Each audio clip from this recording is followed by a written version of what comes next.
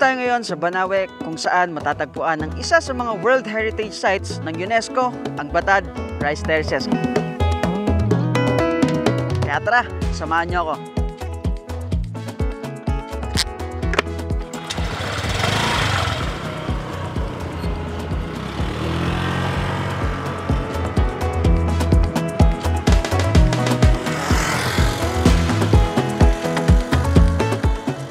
Mahamog at malamig ang daan papunta ng Batad Rice Terraces. Pero wala akong worry dahil bago umalis ng bahay ay gumamit ako ng anti-fog spray ng Pobi.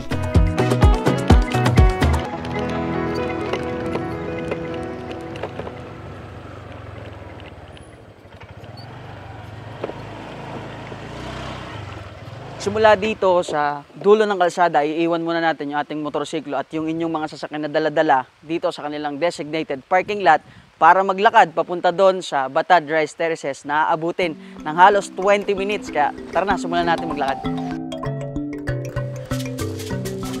Matarik ang unang bahagi ng trail pero 80% naman ay simentado. Kaya hindi kayo mahihirapan sa pagpunta sa inyong tutuluyang guest house na marami sa iba't ibang parte ng barangay ng Batad.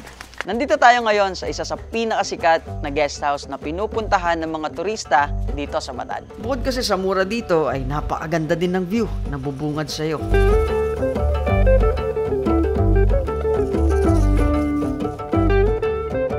At para ma-experience ang pagtulog sa katutubong bahay ng mga Ifugao, available yan dito sa Batad Viewpoint Guest House.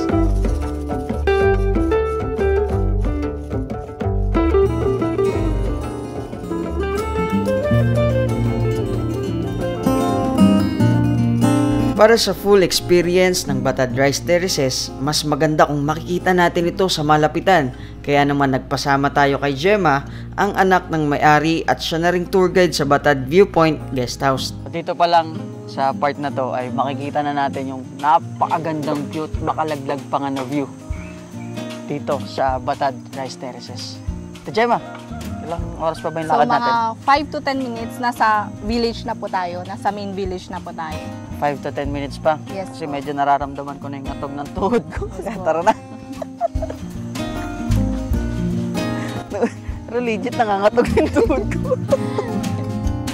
Sa paglalakad pababa sa Center Village ay dumaan kami sa Ramon Homestay kung saan pinakita sa akin ni Gemma ang kubong kinalakihan mismo ni Lolo Ramon, ang isa sa pinakamatandang Ifugao na residente ng Batad.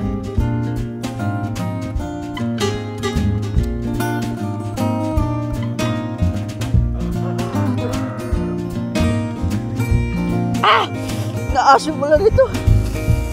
Oh!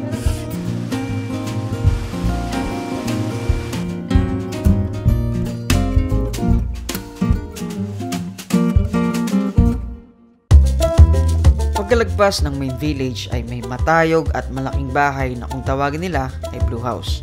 Dito ang access point papunta sa Tapia Falls, isa sa mga sikat na tourist spot dito sa Batad.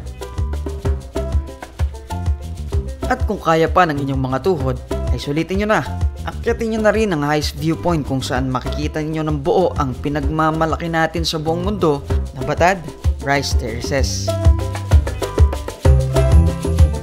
Maraming salamat sa pagsama sa ating adventure at pagtuklas sa Batad Rice Terraces, na isa sa maraming patunay na ang Pilipinas ay may magagandang tanawin, mapanatural man o gawang kamay ng ating mga kababayan. Muli, ako si Onel na nagsasabing, piliin mo ang Pilipinas.